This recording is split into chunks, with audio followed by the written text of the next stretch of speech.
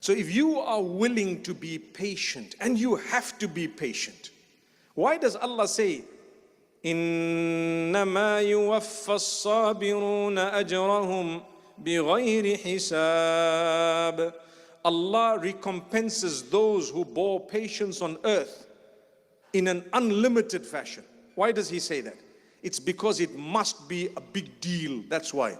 It has to be a huge deal, a very difficult thing to do. To bear patience is not easy.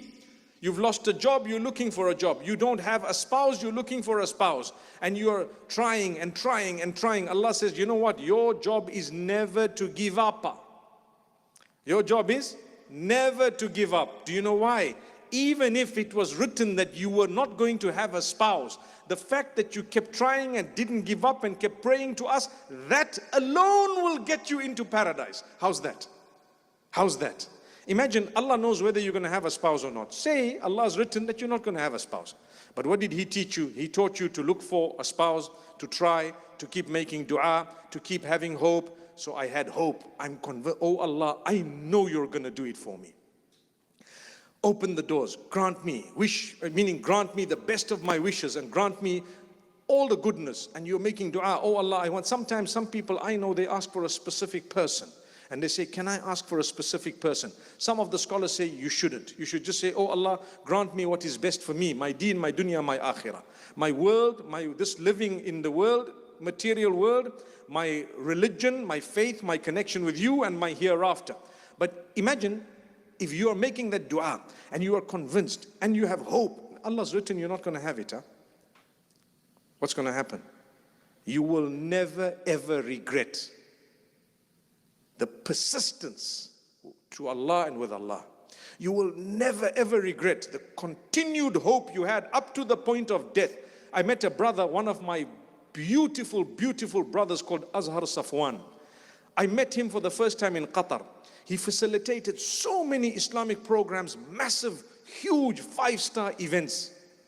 And I found out some time back, he has cancer. Shafahullahu wa afah. Allah grant him shifa. I was coming here, and I decided to go and see him at the hospice. Coming here, and I decided to go and see him at the hospice. He's not doing well at all. Doctors have already given him a period of time that is expired. But nonetheless, he's alive. He's doing well. And I went there and I said, you know what? I said so many things. We have hope in Allah. We have conviction in Allah. While it's important to prepare in case you pass away, your will and a few loose ends and so on, because you have to do that. You're a human. You can't not do that. You can't let your relatives say, shut up, don't talk about death because he might not die. We want him to be cured. You know what? Let him prepare. Allah's given him an illness so that he can at least prepare. Sometimes people go with no notice whatsoever. In this case, at least we're hoping that he's going to be cured, but there's no harm in tying all loose ends and making sure everything's going to be happening.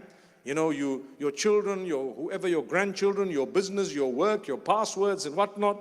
You can have a moment to delete a few things and so many other things, right? Hey, at least Allah's given you. So I said we should be preparing to meet with Allah. Yes, correct. But at the same time, we have full hope that Allah will grant you a miracle. Convinced, I am convinced that you are going to be cured by Allah. And I ask her, oh Allah, I know you're going to do it. I'm convinced. Allah will either grant him, because He has granted people, so many people whom